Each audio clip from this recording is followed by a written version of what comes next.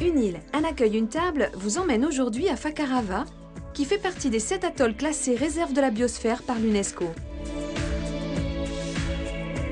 Et bien voilà, on est arrivé à Fakarava. J'arrive directement de l'aéroport. Je suis dans le 4x4 qui va m'emmener jusqu'à la pension. Alors, cette carte nous permet de bien voir le principe de l'atoll, qui est toujours d'une forme arrondie, donc avec un lagon au milieu. Et il faut imaginer que tout au fond, en fait, il y a le volcan original. Alors à Fakarava, l'activité principale est la perliculture. Rayono est en train de récolter la perle, et si la perle est de bonne qualité, il remet un nouveau nucléus qui permettra dans 2 ans de retrouver une nouvelle perle et d'une taille un peu plus supérieure. Alors si Tehono trouve une perle de bonne qualité, il met à droite. Si par contre la perle est de mauvaise qualité, il met à gauche et il va sacrifier l'huître.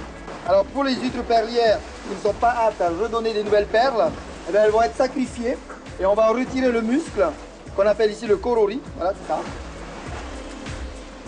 Super bon. Fakarava.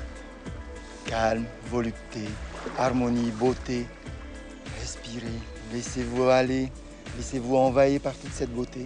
Je vais me baigner, tout nu. Cette île est aujourd'hui mondialement reconnue pour la plongée sous-marine, qui constitue le vecteur économique principal de cet atoll.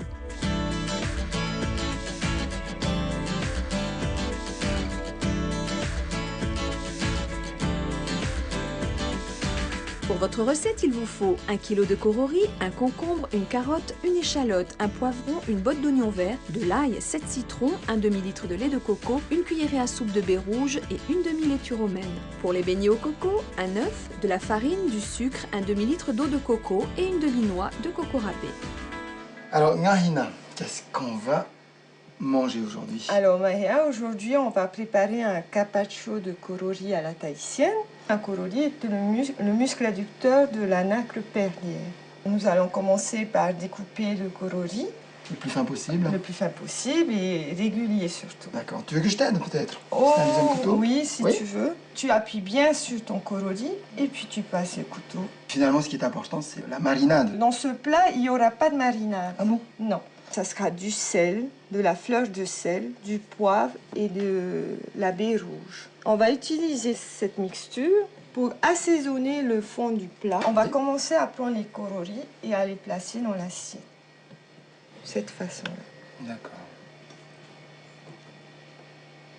Maintenant, on a fini, on a placé les korori dans l'assiette et puis on va réserver ça au frais. Maintenant, on va passer à la découpe des légumes. On va prendre une carotte, si tu veux bien, tu vas me l'éplucher. Et puis, je te laisserai aussi éplucher le concombre en laissant des traînées de peau. Je vais m'occuper du poivron. Ok. Alors, voilà, Maria, c'est très bien. On va vider les graines qu'il y a à l'intérieur du concombre pendant que je vais découper les poivrons en petits dés. Ah oui, tu les découpes assez fins, les poivrons. C'est plus facile à digérer. On va utiliser la carotte maintenant. D'accord. Et puis on va la râper finement. Pour éviter que le lait de coco change de couleur, on va en mettre juste un petit peu. Donc on va prendre ces carottes râpées et puis on va mettre dans le même bol que les poivrons. D'accord. Voilà. Ensuite on va mélanger. Et après, on va reprendre la mixture sel, poivre, baie rouge. On va mettre à l'intérieur. Et on va remélanger tout ça. Maintenant, je vais utiliser de la salade. Mais je vais être obligée de la découper et faire une chiffonnade de salade. Tu vas maintenant prendre un coco et tu vas te mettre à la râpe à coco.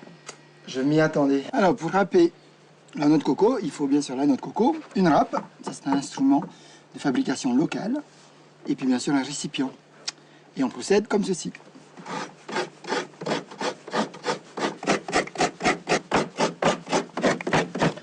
Je crois que je vais en râper une dizaine pour le dessert.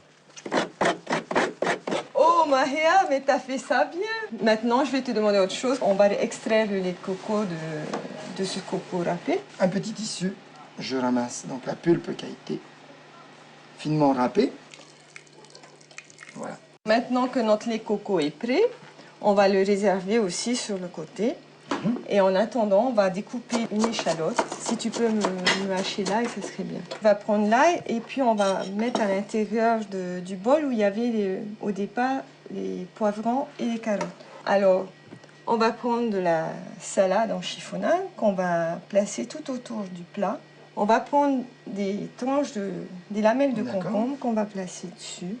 Donc ensuite, on va prendre notre mélange de carottes, d'échalotes, de poivrons, d'ail. On va poser dessus. Et puis, on va prendre le lait de coco. Je vais encore te demander ton aide. Presser un citron dans le lait de coco. On va mélanger tout ça. Et on va le verser sur le carpaccio. Le mieux, c'est de baigner le carpaccio dans le lait de coco. D'accord. Maintenant qu'on a terminé ce plat, on va le réserver au réfrigérateur. Et on va attaquer les... Et on va attaquer les beignets à la coco. Génial, ok. Maintenant, on va commencer par sucrer la coco râpée. On va rajouter le coco. D'accord. Et moi, je vais rajouter un œuf entier. Voilà. Et maintenant, on va rajouter de la farine. Ça sent bon le coco. On va prendre de l'huile, on va verser ça généreusement. Je pense que notre huile est bien chaude. Alors on va prendre une cuillère à soupe et prendre de la pâte et poser dans la poêle. Voilà. Sur chaque face, on va la saisir très vite.